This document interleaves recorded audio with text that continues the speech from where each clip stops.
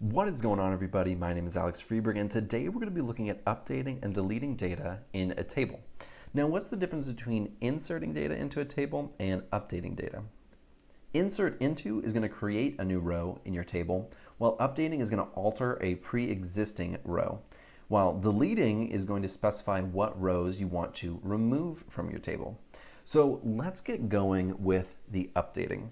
So down here, Holly Flax does not have an employee ID, age, or gender. Now we want to update this table to give her that information. So let's do update.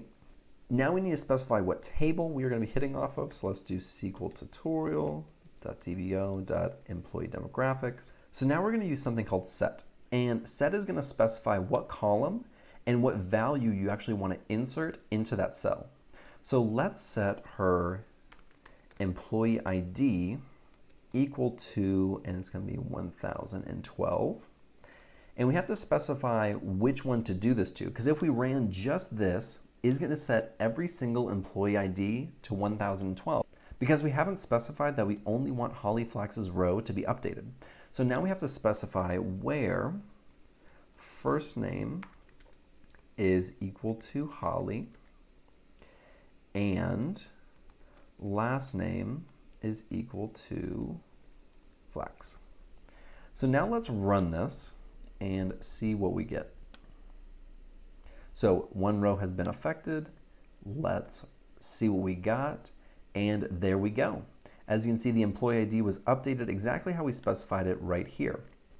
So we also want to update age and gender, and let's do that in the same query. So let's set the age equal to 31. And instead of using and, we actually need to use a comma. So let's say age equal to 31, comma, gender is going to be equal to female. And let's run this and see what we get. There you go. Now let's look at our table. And as you can see, it was updated to 31 and female. So very easy to specify what you want. Oftentimes, tables like this will have a unique key, like employee ID is our unique key in this table. So I could easily just say where the employee ID is equal to, and then 1012. So it's an easy way to specify what employee you're trying to update. So now let's look at the delete statement. The delete statement is going to remove an entire row from our table. So let's do delete. And we actually need to say from, and we have to specify what table we want to be removing this information from. So let's do SQL tutorial.dbo.employee demographics. And now we need to specify what row we want to remove. So let's do where employee ID is equal to, and let's choose a completely random employee ID 1005.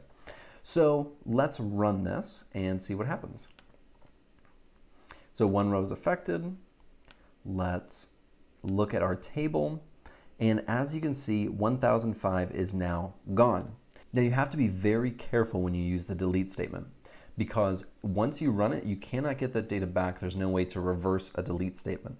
So if I had gotten rid of this where statement and I ran this, it would delete everything from the entire table and you could not get that data back. So a little trick that I use before I actually run a delete statement is I make it a select statement, because you're going to select everything where the employee ID is equal to, let's just do 1004. And now when you run this, you are going to see exactly what you will be deleting. And now we know that Angela Martin, that entire row is going to be gone.